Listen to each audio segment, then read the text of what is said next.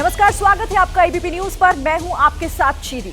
मध्य प्रदेश में चुनाव अभी 2 से 3 महीने की दूरी पर है, लेकिन एक चिट्ठी की वजह से मध्य प्रदेश में घमासान मचा हुआ है और इसको लेकर बीजेपी और कांग्रेस इस वक्त आमने सामने आ गई है। खुद को लघु और मध्यम श्रेणी के ठेकेदारों का संघ बताने वाली एक संस्था की तरफ से एक चिट्ठी लिखी गई और उसमें यह आरोप लगाया गया है कि मौजूदा सरकार के दौरान उन्हें 50% कमीशन देना पड़ता है। इतना ही नहीं, इतने कमीशन देने के बाद भी समय पर उन्हें पेमेंट नहीं मिलता। ठेकेदार संघ का आरोप है कि उन्होंने अपनी शिकायतों को लेकर मुख्यमंत्री से भी मुलाकात की, लेकिन कोई फायदा नहीं हुआ। इस वायरल चिट्ठी के आधार पर कांग्रेस के नेताओं ने शिवराज सरकार को घेरना शुरू कर दिया है। दिल्ली से लेकर भोपाल तक के नेताओं को चुनावी साल में मौका मिल गया है। खुद प्रियंका गांधी ने भी शिवराज सरकार पर सवाल खड़े कर दिए हैं। लेकिन ताज्जुब की बात यहां यह भी है कि यह चिट्ठी सिर्फ और सिर्फ सोशल मीडिया पर ही वायरल है। चिट्ठी लिखने वाले ज्ञानेंद्र अवस्थी नाम के शख्स का कोई अता पता अभी तक नहीं चल पाया है। वो सामने भी नहीं आए हैं और यही वजह है कि बीजेपी ने इस चिट्ठी को फर्जी बता दिया है, मनगढ़ंत करार दिया। बीजेपी का आरोप है कि मनगढ़ंत चिट्ठी के आधार पर आरोप लगाए गए हैं और इसके बाद बीजेपी की तरफ से मध्य प्रदेश के 41 जिलों में प्रियंका गांधी और कमलनाथ समेत कांग्रेस के कई नेताओं के खिलाफ एफआईआर दर्ज करा दी गई है। लेकिन सवाल यहां यह है कि राजनीतिक आरोपों पर विरोधी पार्टी के नेताओं के खिलाफ एफआईआर दर्ज कराना आखिर कहां तक सही है। और सवाल यह भी उठता है कि आरोप लगाने वाला शख्स जब तक खुद सामने नहीं आ जाता तो वायरल चिट्ठी के आधार पर आरोप लगाना कितना सही है। आज हुंकार में हम इन तमाम मुद्दों पर बात करेंगे, लेकिन सबसे पहले वार पलटवार। प्रियंका गांधी, जयराम रमेश, कमलनाथ जी, अरुण यादव, शोभा ओझा का नाम आया है, जिनके ट्विटर हैंडल से सारी खबरें चलाई गई थी। उनके ट्विटर हैंडल के उपयोगकर्ता के रूप में उनको भी शामिल किया गया। जब ठेकेदार खुद लिख के दे रहे हैं 50% कमीशन दिया जाता है, इससे बड़ा प्रमाण क्या है? और एफआईआर कर देने से सच्चाई थोड़ी छुप जाएगी। फिर कांग्रेस ने इस देश में झूठ और फरेब की राजनीति को आगे बढ़ाया जाए, वो मध्य प्रदेश के चुनाव आते आते वो और ज्यादा फैला रहे हैं। कांग्रेस के नेता बरगला गए, जनता को वो गुमराह करना चाहते हैं। करप्शन का पर्याय अगर है तो शिवराज सिंह चौहान और उनकी सरकार है। प्रियंका गांधी जी पर एफआईआर करना और सब जगह एक साथ करना इस बात का घोतक है कि लोकतंत्र की ये लोग हत्या करना चाहते हैं, विपक्ष की आवाज को दबाना चाहते हैं, विपक्ष को बोलने ही नहीं देना चाहते। कांग्रेस के लोगों, मैं आपको चुनौती देना चाहता हूँ, इनको स्पष्ट उजागर करो, वरना हमारे पास सारे विकल्प खुले हुए हैं कार्रवाई के लिए। चुनाव भी कर लें, लेकिन बचेंगे नहीं। घेर दें आप मुकदमे, क्या फर्क पड़ने वाला है? लोगों को बहुत बुरा लगा, कांग्रेसियों को बहुत बुरा लगा। इतना बड़ा राष्ट्रीय दल किस प्रकार से फेक आरोप लगा करके झूठी चिट्ठी के आधार पर चिट्ठी तैयार करवाई जाती है, फिर उसे वायरल किया जाता है। दुर्भाग्यजनक है। झूठ और छल कपट की राजनीति का एक उदाहरण। हम पहले भी इन भ्रष्ट लोगों से लड़ते रहे, आगे भी लड़ते रहेंगे। पहले हम गोरों से लड़े थे और अब मध्य प्रदेश के इस भ्रष्ट कमीशनखोर लोगों से हम लड़ने वाले। ये अपने रणनीति के तहत किसी भी कीमत पर कोई कांग्रेसी मुकाबला कर ही नहीं सकता। ये भ्रष्टाचार के हजारों मामले हैं, किन किन पर केस करेगी बीजेपी? अब जब खुलासा हो रहा है तो इनके पास उपाय क्या बचा है?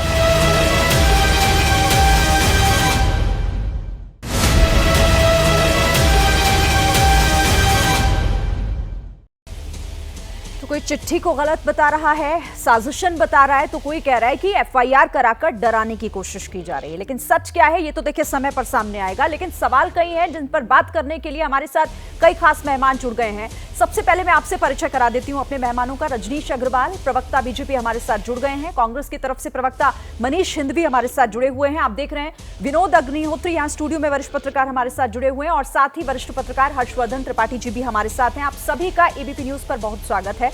और शुरुआत क्योंकि देखिए सत्तारूढ़ पार्टी पर लग रहा है, तो रजनीश जी आप ही से पहला सवाल।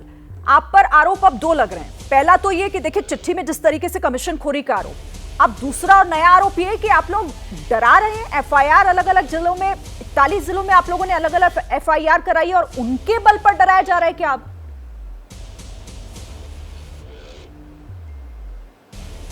देखिए, पहली बात तो ये कि कांग्रेस वो पार्टी है जो भ्रष्टाचार में अनवरत जुटी रही, करती रही।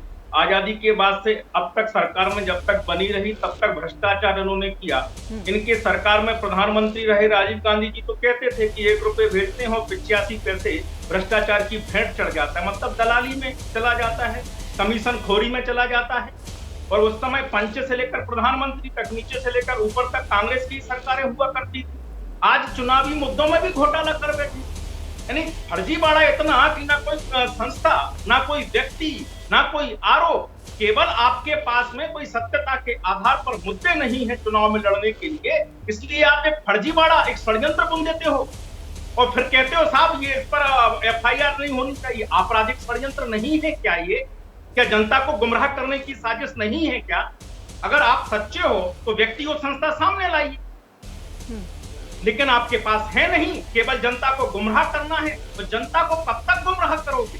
सत्ता में रहे तो गुमराह कर रहे हो, आज विपक्ष में हो तो गुमराह कर रहे हो। विपक्ष के नाते आपकी धाक और साख बची नहीं है, झूठ के आधार पर लगातार फर्जीवाड़ा आप कर रहे हो। एक बार एक्सपोज हो गया। और एफआईआर किसी को डराने के लिए, धमकाने के लिए नहीं है। एफआईआर तो न्यायालयीन व्यवस्था है। अगर आप सच्चे हो तो सच्चाई से प्रस्तुत होइए, डरते क्यों हो? चलिए मैं जवाब देती हूँ, मैं आपके पास लौटूंगी। अब मैं जवाब ले लूँ। मनीष सिंधवी जी हमारे साथ हैं।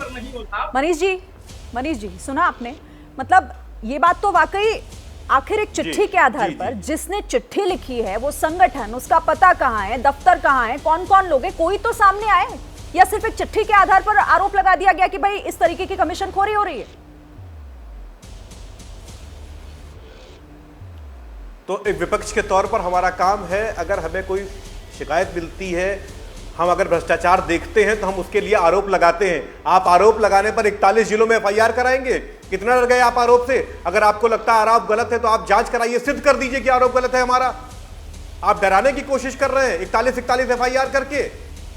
ये जो सरकार है ना, ये जो कानून से ऊपर बुलडोजर को सही समझती है, ये उसकी देन है। ये मानसिकता में इनकी घर कर गया है। मैं एक नहीं आपको कई एग्जांपल दे सकता हूं। कहां से शुरू करूं? पवन जायसवाल पत्रकार मिर्जापुर, उन्होंने रोटी और नमक खाते हुए लड़कों का वीडियो वायरल किया, वहां पर कार्रवाई नहीं हुई, पवन जायसवाल के खिलाफ एफआईआर किया गया।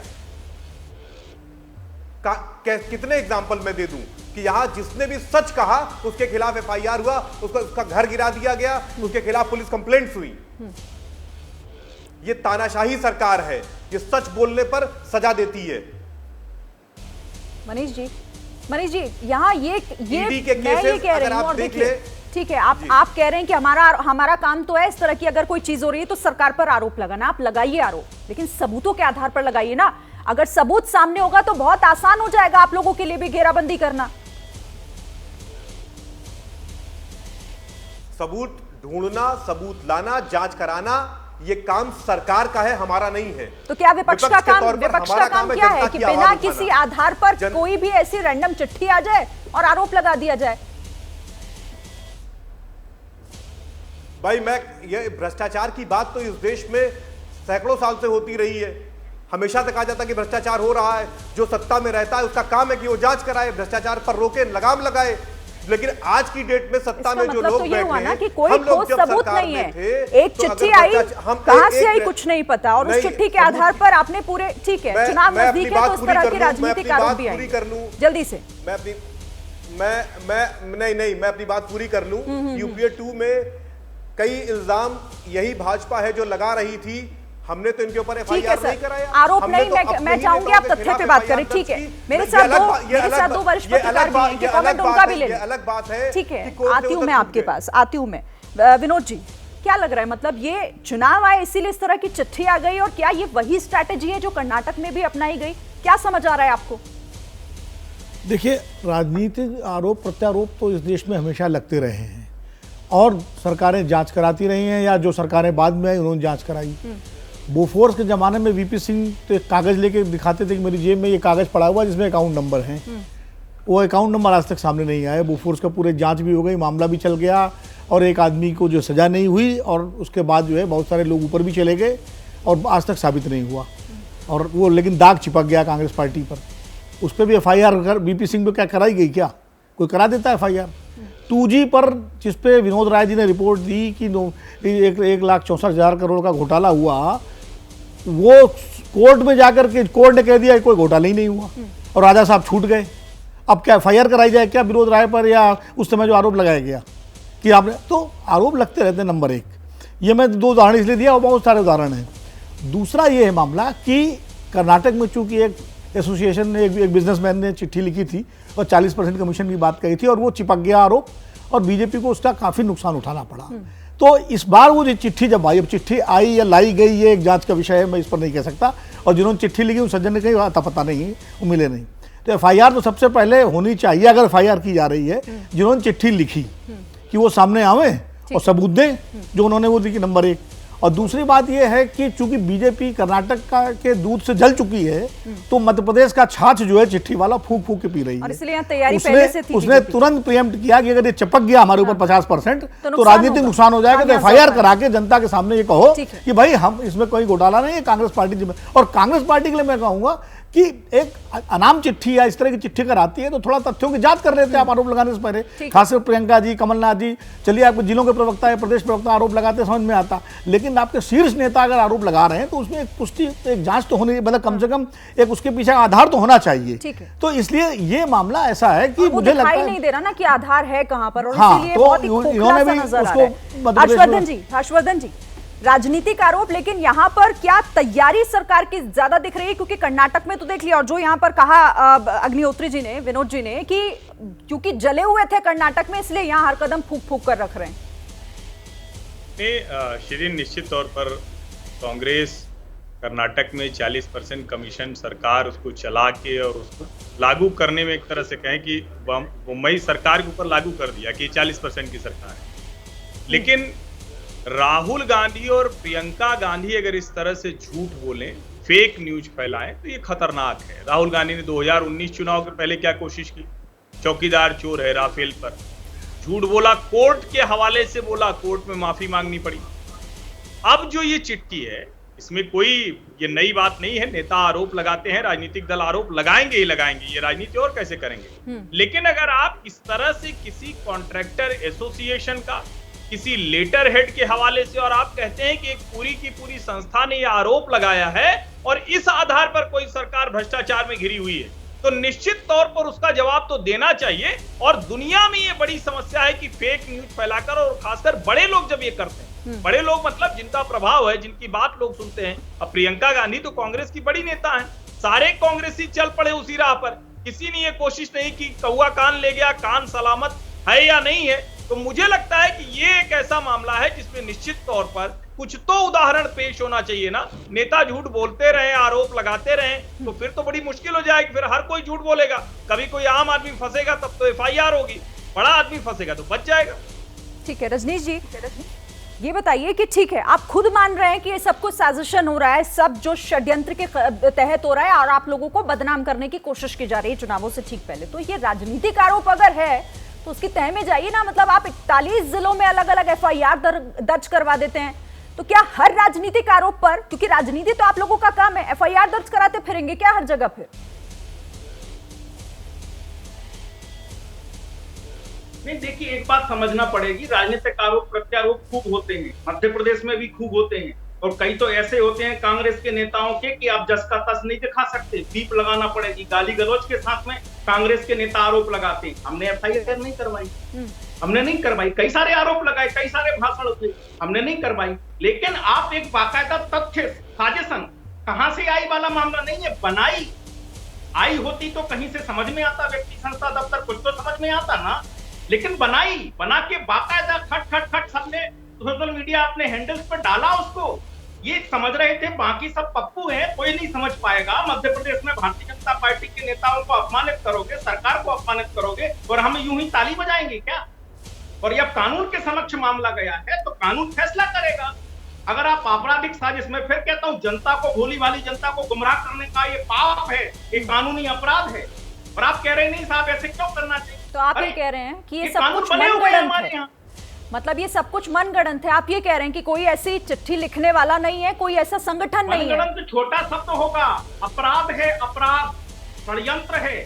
मनगढ़ंत बहुत छोटा शब्द है, ये अपराध है, षड्यंत्र है। ठीक है, मैं जवाब लेती हूँ अब इसका। मनीष सिंघवी जी, है कौन जिनका नाम ज्ञानेंद्र अवस्थी उस चिट्ठी में दिखाई दे रहा है? सामने तो आए कम से कम। आप लोगों ने तो उसको बहुत बड़े हथियार के तौर पर इस्तेमाल कर लिया, उस तक पहुंचिए भी तो, उनको सामने भी तो लाइए, आप लोगों की आसानी होगी। आवाज नहीं आ रही है। और ऐसी कोई संस्था है भी क्या जिस संस्था का जिक्र किया गया है, जिसमें उस चिट्ठी में जिसका जिक्र किया गया है?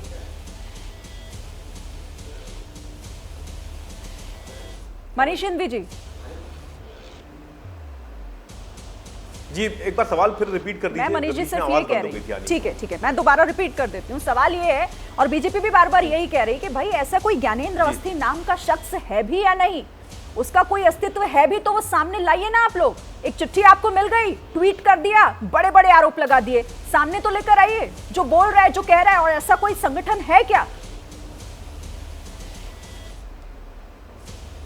अभी कुछ दिन पहले अजीत पवार पर एक इल्जाम लगाया खुद आदरणीय प्रधानमंत्री नरेंद्र मोदी जी ने कि 17,000 करोड़ का घोटाला इन लोगों ने किया है। कहां से वो फिगर आया? क्या वो घोटाला सिद्ध हो गया था, पकड़ा गया था, क्या हुआ था? वो 3 दिन बाद अजीत पवार को भाजपा में शामिल भी आपने कर लिया। मतलब ये हुआ, आप कह रहे हैं अरे हम जवाब दे रहे हैं। अरे रुक जाइए, बीच में मत बोलिए, बीच में मत बोलिए। आप बोल रहे थे और आपने 3 दिन बाद उनको शामिल कर लिया। किसके खिलाफ एफआईआर किया आपने? कहां से आप ले आए थे 70,000 करोड़? क्या वो घोटाला नहीं था? अगर घोटाला था तो घोटालेबाज को शामिल क्यों कर लिया आपने? एक मिनट रजनीश जी, एक सेकंड। और आप अभी एक रजनीश जी, मैं नहीं बोल रहा था, आप मेरे में मत बोले। और सुनिए श्रीन जी, अभी कर्नाटका की बात हो रही थी। कर्नाटका में संतोष पाटिल की बात करिए। संतोष पाटिल ने इल्जाम लगाया था कि 40% कमीशन उससे मांगा जा रहा था भाजपा सरकार में, और उडीपी में संदेहास्पद परिस्थितियों में उनकी लाश मिली। आप बात करिए ना संतोष पाटिल की। कर्नाटका में झूठ इल्जाम नहीं लगाया था भाजपा में, आज ये गलत इल्जाम त्रिपाठी जी लगा रहे हैं। 40% कमीशन मांगा गया था, कैसे मौत हुई उसकी? इस पर कोई बात कर रहा है? नहीं, आप विपक्ष के तौर पर विपक्ष के तौर पर देखिए, आप एक मिनट, बिल्कुल सही कहा आपने, लेकिन सबूतों के साथ उठाना। ये नहीं कि एक चिट्ठी, मान लीजिए मैं एक पेपर पे कुछ लिखकर ऐसे रख देती हूँ, वो किसी के हाथ लग जाए तो वो थोड़ी ना ट्विटर पर जाकर चिपका देगा। आप ये समझिए मनीष जी, विपक्ष के तौर पर जिम्मेदारी आपकी भी है कि आप तथ्यों को भी सामने रखें। तथ्यों को भी आप सामने रखिए ना, उससे तो मत बचिए कम से कम। मेरे पास नहीं है, तथ्य जुटाने का काम सरकार का है, और आपका काम सिर्फ आरोप लगाने का है। क्या विभागों में नहीं शिरीन जी एक मिनट, हम जासूसी एजेंसी खोलकर नहीं बैठे हैं। हमारे पास सूचना आई कि 50% कमीशन मांगा जा रहा है, हम कह रहे हैं इस बात को। आप जांच कराइए, आप जांच कराइए, बता दीजिए फिर। स्रोत को खतरे में डालने जैसा है। संतोष पाटिल की संदेहास्पद परिस्थितियों में मौत, व्यापन घोटाले में 40 लोग संदेहास्पद परिस्थितियों में मारे गए हैं। आपको पता है? व्यापन घोटाले में जो विसिल ब्लोअर थे आनंद राय, उनको भी दिल्ली से गिरफ्तार कर लिया गया है। ये वो सरकार है कि जो सच बोलेगा वो जेल जाएगा या मार दिया जाएगा। ठीक है, लेकिन भाई फिर वही सुई वहीं आकर अटक जाती है कि आप कम से कम किसी ऐसे इंसान को तो लाएंगे ना। ठीक है विनोद जी, फिर ऐसे में ऑथेंटिसिटी कैसे क्लियर होगी? देखिए, चुनाव तक ये सब चलेगा और चुनाव के बाद ये एफआईआर भी पता नहीं कहां चली जाएंगी। ये जो लोग संदेहास्पद परिस्थितियों और आरोप भी। जी आती हूँ आपके पास, मैं एक मिनट आती हूँ। विनोद जी से सवाल है मेरा। विनोद जी, मैं कह रहा हूँ ये चुनाव तक चलेगा, ये चुनावी जो है अभी चलता रहेगा।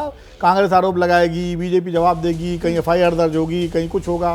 वैसे भी मध्य प्रदेश के गृह मंत्री जी जो हैं वो एफआईआर मंत्री हैं। वो अगर कर्नाटक में कोई मसला हो या आसाम में हो तो एफआईआर मध्य प्रदेश में दर्ज होती है। मिश्रा जी इस मामले में काफ़ी जो है वो सक्रिय रहते हैं। लेकिन खैर ये राजनीतिक मामला है। मुझे लगता है कि ये चुनाव तक चलेगा, लेकिन मैं बार बार कह रहा हूँ मध्य प्रदेश की सरकार की जिम्मेदारी ये है कि 41 जिलों में जो आपने एफआईआर कराई है वो तो राजनीतिक है पूरी तरह से। खाली एक तरह से ये माहौल बनाने का है, खबरदार कोई आरोप लगाने की हिम्मत न करे।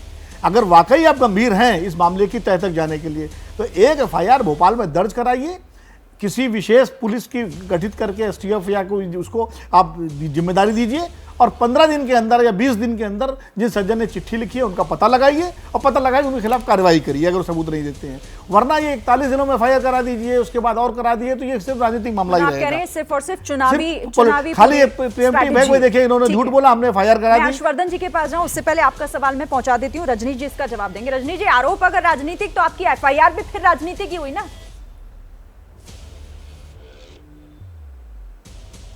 एक बात जो बार बार कह रहे हैं, सरकार की जिम्मेदारी है जांच कराइए, सरकार की जिम्मेदारी जांच कराइए, पर एफआईआर मत कराइए। अरे तो जिम्मेदारी सरकार की है या नहीं?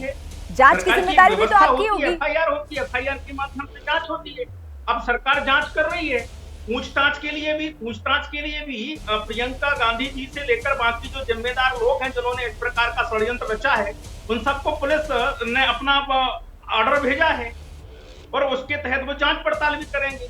पूछताछ शुरू हो गई है, तो फिर मत कहिएगा कि ये देखिए जो सच को उठाते हैं एफआईआर उनके खिलाफ नहीं होती है, एफआईआर भ्रष्टाचारियों के खिलाफ होती है। अपना काम करेगा। एक एक करके मनीष जी षड्यंत्र नहीं है, ये लोकतंत्र में विपक्ष का काम है। ठीक है, एक एक करके। ठीक है, अगर षड्यंत्र नहीं है तो व्यक्ति कौन है? आज तक इस संस्था की कोई गतिविधि हुई क्या? आज तक संस्था ने कोई प्रेस कॉन्फ्रेंस की क्या?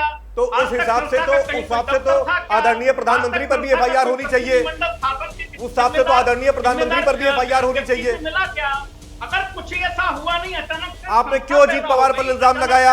आपने क्यों अजीत पवार पर इल्जाम लगाया? आपने अजीत पवार पर इल्जाम लगाया जो भ्रष्टाचारी है उन्होंने। तो फिर दूसरी बात आप कह रहे हो कि ये षड्यंत्र नहीं है, तो सच्चाई से अवगत कराओ श्रीमान देश को।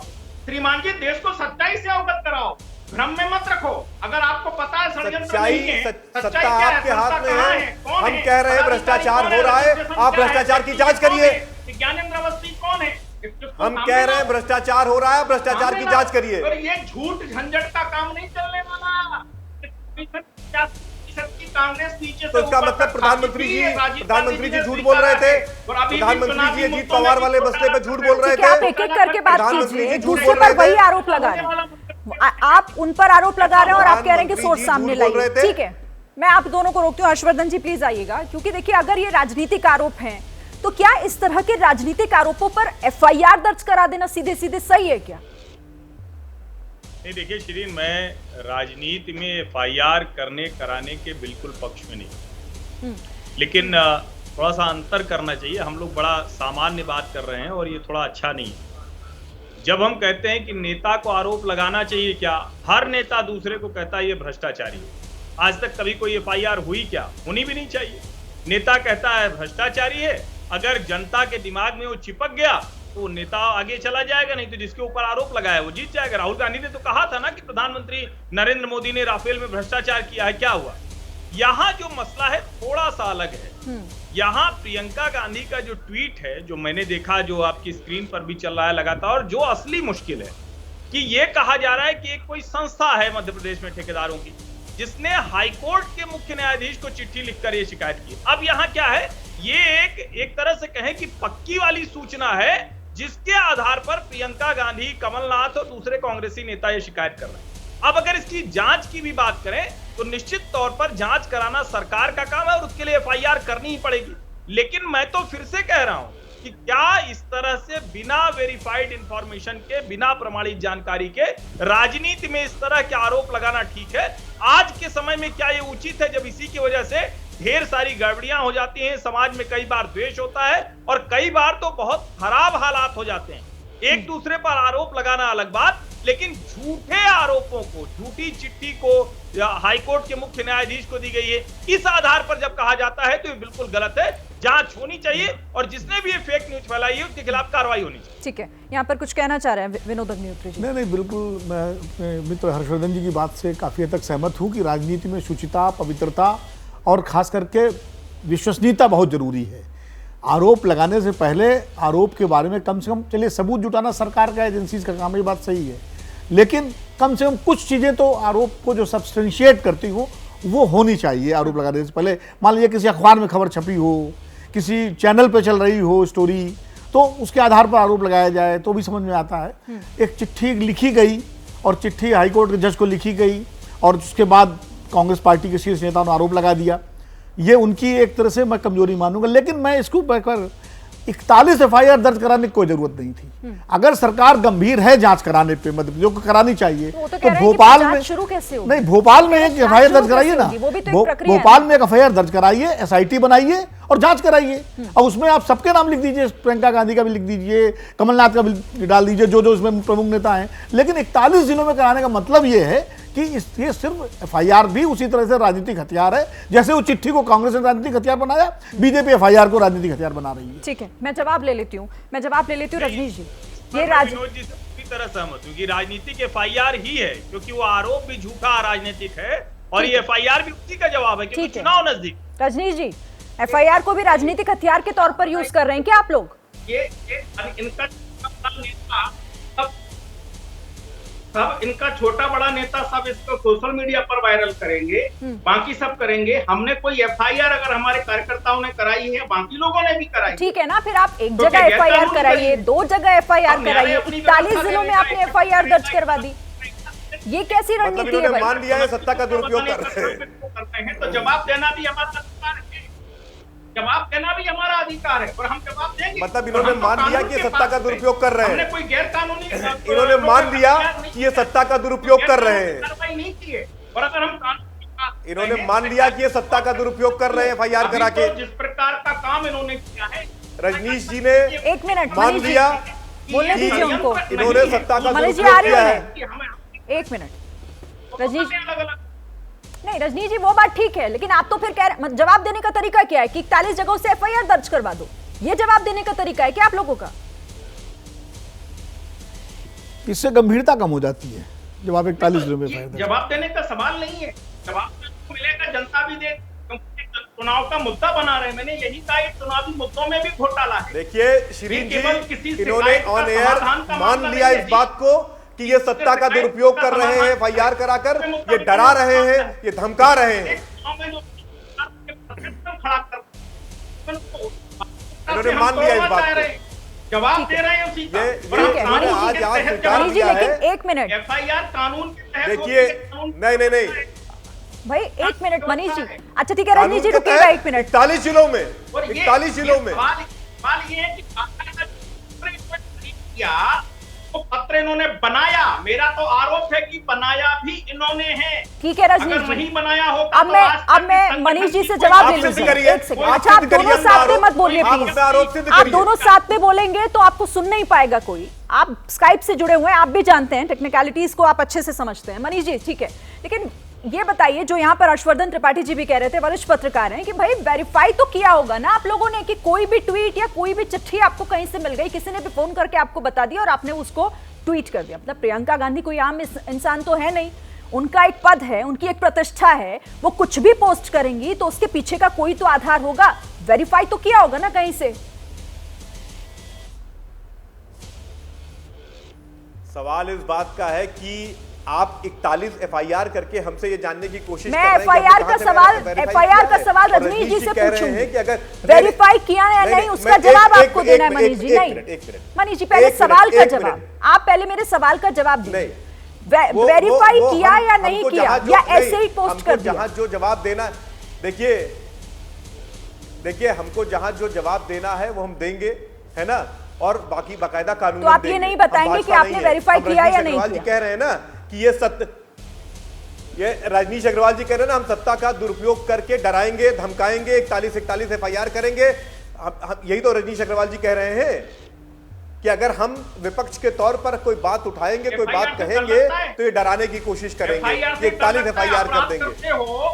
नहीं, डर वर नहीं लगता है, डर नहीं लगता है। छोड़िए ना, आप डर क्यों रहे हैं? नहीं, अगर आप सच्चे हैं, आपका वो सबूत सच्चा है तो ले आइए ना सामने, डर वहीं खत्म हो जाएगा, किस्सा ही खत्म हो जाएगा। ले आइए सामने, बता दीजिए कि वेरीफाई किया हमने पहले। ऐसा है कि जिस सरकार में संदेहास्पद परिस्थितियों में 40 लोगों की मौत हो जाती हो, उस सरकारों में आपको अपने स्रोतों को बचा के रखना होता है। बिल्कुल बचा के रखिए, पर जो अपने नाम से चिट्ठी लिख सकता है, ये कह सकता है कि मुख्यमंत्री से बात भी हुई लेकिन कोई समाधान नहीं मिला, तो फिर तो कोई दिक्कत नहीं होनी चाहिए सामने आके बात रखने की, कोई दिक्कत नहीं होनी चाहिए। विपक्ष साथ में खड़ा है, आप लोग साथ खड़े होंगे, सामने आके बात के। अब तो एफआईआर हो गई ना, बिल्कुल ये सामने आकर बात जो होगी वो सच्चाई रखी जाएगी। अब तो ये तो कह रहे हैं ना कि संबंध बेच के प्रियंका जी को बुलाएंगे, बुलाएं संबंध बेच के, हमको अपनी बात होगी, हम कानून में रखेंगे, कानून में अपनी बात रखेंगे। रजनीश जी जवाब दीजिए, तैयार है कांग्रेस? तो कह रही है कि ठीक है, आप लोग अपनी प्रक्रिया शुरू कीजिए, हम लोग तो तैयार हैं, जवाब देंगे आपको। हाँ, पुलिस अपना काम करेगी, प्रक्रिया भी जल्दी शुरू करेगी, और जो मुझे खबर है प्रक्रिया शुरू हो भी गई है। फिर दाएं बाएं की बात मत करना, मुद्दे की बात करना। और अभी भी कभी इस राज्य, कभी उस राज्य, कभी ये घटना, कभी वो घटना। तो आज आप रजनीश जी एक बात और बताइए, एक बात और बताइए, और मैं फिर आरोप लगाता हूँ रजनीश जी एक बात और बताइए कि काम ये चुनावी नहीं तो आप अपना आरोप सिद्ध करेंगे, आप अपना आरोप सिद्ध करेंगे, आप अपना खाने वाली आपका आरोप तथ्यपरक है, आपका आरोप तथ्यपरक है या हवा में है? आपका आरोप तथ्यपरक है, तथ्य दीजिए अपने आरोप के। ये सही है मनीष जी, आपसे तथ्य मांगे तो आप कह दें कि भाई सरकार जांच करा ले। तथ्य तो कोई देने को तैयार नहीं है ना, आप अपनी बात रख पा रहे हैं। मनीष जी से पूछिए कि जो रजनीश जी आरोप लगा रहे हैं कि कांग्रेस ने साजिशन ये किया है, तो क्या मनीष जी या इनकी पार्टी बीजेपी और इनके खिलाफ इस आधार पर एफआईआर दर्ज कराएगी? जिस तरह बीजेपी ने एफआईआर दर्ज कराया है कि बिल्कुल तथ्यहीन तरीके से एक चिट्ठी आई, तो जो बीजेपी आरोप लगा रही है कि चिट्ठी कांग्रेस ने तैयार की है, तो इस आरोप पर क्या कांग्रेस पार्टी एफआईआर दर्ज कराएगी? मनीष जी बिल्कुल दर्ज कराए, बिल्कुल दर्ज कराएगी। मैं इस बात को पार्टी में उठाऊंगा कि रजनीश जी के खिलाफ एफआईआर होनी चाहिए। नहीं, रजनीश जी के खिलाफ वो तो पार्टी प्रवक्ता है, वो तो पार्टी का स्टैंड ले रहे हैं। पार्टी नहीं मनीष जी, रजनीश जी तो पार्टी प्रवक्ता है, वो पार्टी का स्टैंड ले रहे हैं, तो एफआईआर तो पार्टी के नेताओं पे होगी ना। आदरणीय आदरणीय आदरणीय आदरणीय बिल्कुल बिल्कुल आदरणीय विनोद जी, लेकिन चेहरा किसी को बनाया जाएगा ना। जैसे अगर हम कांग्रेस की तरफ से कोई बात कह रहे हैं तो एफआईआर तो अरुण जी के खिलाफ, प्रियंका जी के खिलाफ, कमलनाथ जी के खिलाफ हुई ना। तो सामने आकर बात कहेगा, तो कोई चेहरा होगा ना। आप जैसे कह रहे हैं कि चेहरा होता है, तो एक चिट्ठी, इस चिट्ठी का भी तो कोई चेहरा होगा ना, वो सामने लाने में नहीं मालूम आखिर क्या दिक्कत आ रही है। आदरणीय विनोद जी भी कह रहे हैं हर्षवर्धन जो आरोप ये लगा रहे हैं, क्या उसके तथ्य देंगे?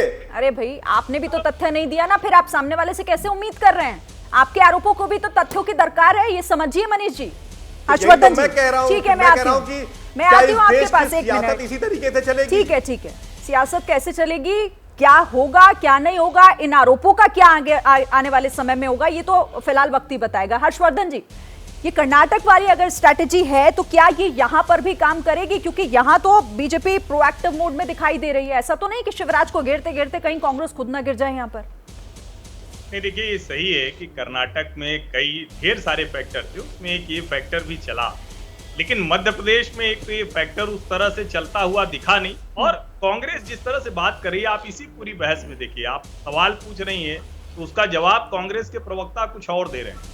दरअसल वो ये कह रहे हैं कि हम अपने सोर्स को बचा कर रख रहे हैं, यानी इसका मतलब ये कह रहे हैं कि कोई संस्था है, कोई व्यक्ति है, तो ये कांग्रेस की जिम्मेदारी बनती है उसकी प्रेस कॉन्फ्रेंस कराइए, आपको लगता है तो दिल्ली लेकर आइए। सचमुच अगर कोई व्यक्ति है और वो इस तरह के आरोप लगा रहा है, तो ये इस तरह से हवाई बात करना, और उसमें हाईकोर्ट के मुख्य न्यायाधीश को अगर आपने लिखा है तो न्यायाधीश किससे डरेंगे? मुख्य न्यायाधीश अगर उनको चिट्ठी लिखी गई है तो अब तक वो चिट्ठी उनके हवाले से क्यों नहीं सामने आई, या उन्होंने सुओ मोटो कोई संज्ञान लिया है क्या नहीं लिया है, तो कोई पीआईएल डलवा दीजिए। तो मुझे लगता है यहाँ कांग्रेस अपनी उस रणनीति में खरी नहीं उतरती दिख रही है, फंसती दिख रही है, और ज्यादा कहें तो एकदम उसको कहें कि राजनीतिक भाषा में हवाई दिख रही, लफाजी ज्यादा दिख रही। सुना आपने मनीष जी, इसीलिए मैं कह रही थी कि आप तथ्य के साथ आइए, सब खड़े होंगे आपके साथ, लेकिन अगर आप खाली चिट्ठी के आधार पर आ जाएंगे तो फिर तो आपकी जमीन खाली पड़ी रहेगी। तो शिरीन जी, किस बात का आधार लेके प्रधानमंत्री जी ने कहा था अजीत पवार ने 70,000 करोड़ का घोटाला लिया है और फिर 3 दिन बाद उनको शामिल कर लिया? कौन सा आधार लिया था उन्होंने, बताइए? किस आधार के आधार पर? उनका तो ऑन रिकॉर्ड बयान है ना, मैं तो नहीं कह रहा अपनी मर्जी से ना। और रिकॉर्ड कहा था उन्होंने कि अजीत पवार ने 70,000 करोड़ का घोटाला किया है। ठीक है, तो उन्होंने जो किया, जो उन्होंने किया वही आपने भी कर दिया, तो क्यों नहीं अजीत? ठीक है, जैसे उन्होंने आरोप लगा दिए वैसे ही आपने लगा दिए, यही कह रहे हैं ना आप? यही कह रहे हैं ना? ऐसा नहीं किया। नहीं तो क्या उनके खिलाफ एफआईआर हुआ? क्या एफआईआर हुआ? ऐसा नहीं किया किसी संस्था। रजनीश जी, ठीक है रजनीश जी, आप एक जवाब दीजिए, पहले मेरा सवाल सुन लीजिए फिर अपनी बात रख लीजिए। देखिए, बात तो सही है, राजनीतिक आरोप और आप भी मान रहे हैं, तो ऐसे राजनीतिक आरोपों पर जब आप लोग खुद कहते हैं कि राजनीतिक दल हैं तो राजनीति तो करेंगे ही ना, तब तो आप लोग ये एफआईआर करा कर डराएंगे क्या? आप लोगों के नेता अगर कुछ कह दें तो क्या राजस्थान में या छत्तीसगढ़ में वहां एफआईआर दर्ज हो जाती है क्या आप लोगों के खिलाफ? फिर तो क्यों ना कहा जाए कि डरा रहे हैं आप विपक्ष को? देखिए, मैंने नहीं, इसके पहले भी नहीं, कोई नहीं डरा रहा है, और तो खुद कहते हैं कि हम डरने वाले नहीं है, डरो मत, तो डरेंगे। पहली बात तो ये है कि ये आरोप प्रत्यारोप मध्य प्रदेश में भी खूब करते हैं, लेकिन एक चिट्ठी के हवाले से मुख्य न्यायाधीश का जिक्र उसमें है, उसमें एक संगठन का जिक्र है, उसमें एक व्यक्ति का जिक्र है, उसमें बाकायदा तथ्यात्मक ढंग से प्रस्तुत करने का एक पूरा का पूरा आप देखिए एक सिस्टमेटिक उन्होंने आरोप लगाया है। तो फिर हमें एफआईआर नहीं कराना चाहिए क्या? केवल ताली बजाना चाहिए कि नहीं आपने बहुत अच्छा किया साहब, आपने गलत किया, सही किया, ये ताली से एफआईआर करके डराएंगे आप? क्या और कानून के पास आप राजनीतिक एफआईआर को राजनीतिक टूल के रूप में इस्तेमाल करेंगे? एफआईआर कराएंगे एफआईआर को राजनीतिक टूल के रूप में इस्तेमाल करेंगे? आप अपनी सत्ता का दुरुपयोग करेंगे? मनीष जी एक सेकंड भाई, फिर एक मिनट, रजनीश जी आरोप तो फिर आप पर भी लगेगा ना। और देखिए वही मनीष जी कह भी रहे हैं कि आप लोग सत्ता का दुरुपयोग कर रहे हैं। एफआईआर एक जगह होगी, 2 जगह होगी, कितनी जगह करेंगे? 41 जगह एफआईआर कर लिया आप लोगों ने। इन्होंने चुनावी मुद्दा बनाने का प्रयास किया। अगर इस पर समाधान होता, महज एक शिकायत होती, तो ये शिकायत सिंपल वे में चली जाती। फिर इसको ये भी ट्वीट करेंगे, वो भी ट्वीट करेंगे, फिर रीट्वीट करेंगे, फिर वायरल करेंगे, और फिर हमारे सब ट्विटर हैंडल्स पे जाएगा, फेसबुक पे जाएगा। जितने ट्वीट होंगे उतने एफआईआर करेंगे, बोलिए ना। इस शिकायत का समाधान पाने का होंगे प्रयास तो नहीं उतने एफआईआर आप करेंगे। एक चुनावी मुद्दा बनाने का काम था। विपक्ष के हाथ में अगर पहले हिंदुत्व और अभी चिट्ठी, क्या ये नया चुनावी मुद्दा बन गया मध्य प्रदेश में? अधिकार है और आप एफआईआर करेंगे। ठीक है, आप सुन लेते हैं 1 मिनट। देखिए मुद्दा तो ये बन गया।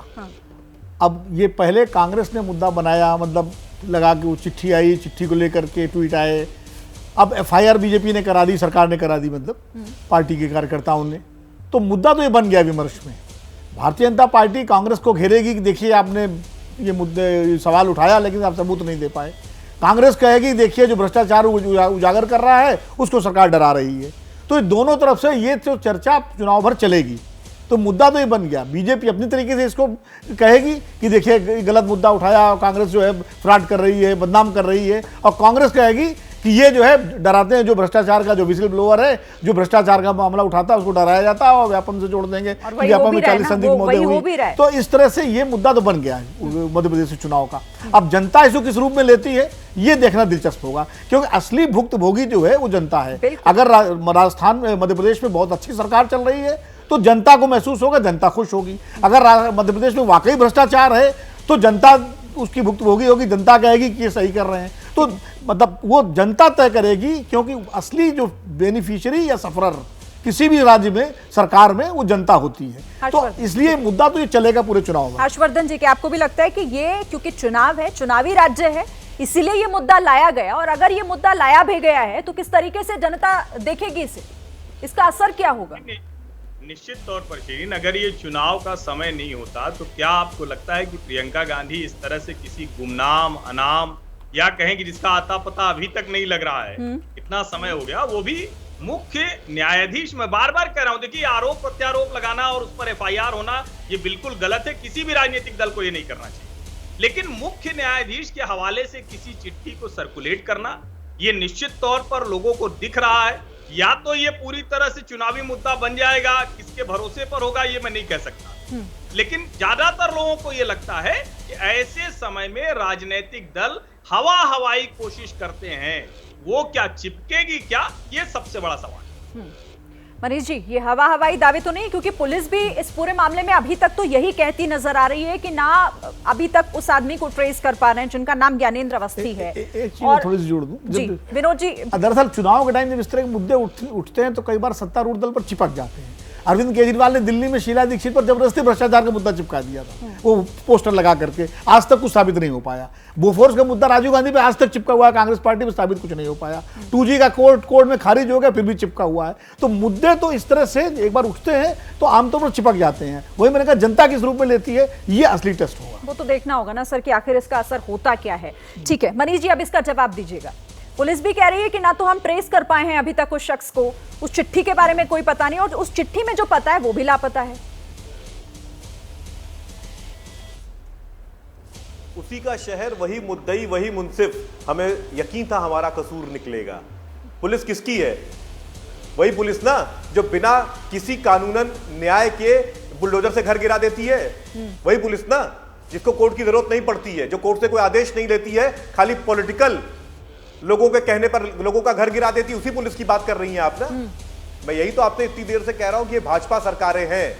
इरविन क्रिश्चियन कॉलेज के एक टीचर इलाहाबाद में उन्होंने कोरोना मिसमैनेजमेंट पे लिखा, उनके खिलाफ एफआईआर कर दिया गया। हाईकोर्ट ने कहा कि कितना दुर्भाग्यपूर्ण महसूस होता है कि आपके सोर्सेस को सुरक्षा नहीं मिलेगी और आप कह रहे हैं कि पुलिस पर भी भरोसा नहीं है। मैं रजनीश जी से जवाब ले लूं। रजनीश जी, पुलिस भी आपकी, प्रशासन भी आपका, आप चाहे तो ढूंढें, चाहे तो उनको लापता कर दें। ठीक है, जवाब ले लूं रजनीश जी। भैया अभी तो जब कोर्ट इसके बारे में कोई संज्ञान लेकर अपना निर्णय देगा, जब एफआईआर के बाद में जांच होगी तो ये न्यायालय को भी संदिग्ध बना देंगे। अभी चुनाव की बात हो रही थी, जनता किसके पक्ष में आती है, जनता भाजपा के पक्ष में आएगी, जनादेश आएगा तो उसको भी संदिग्ध बना देंगे, ईवीएम पर भी दोष मढ़ देंगे। भरोसा है किस पर इनका? जो इनकी ना कहे, जो इनकी ना माने, वो सब बेकार, सब संदेह के घेरे में, सब कटघरे में। और ये केवल अपनी गलती अभी भी ये मैं नहीं कहता हूँ, ये आंकड़े कहते हैं। यूं ही नहीं हो जाता। मैं नहीं कहता हूँ, आंकड़े कहते हैं। कोई आता है और अचानक नीचे से ऊपर तक इनके सारे नेता उसको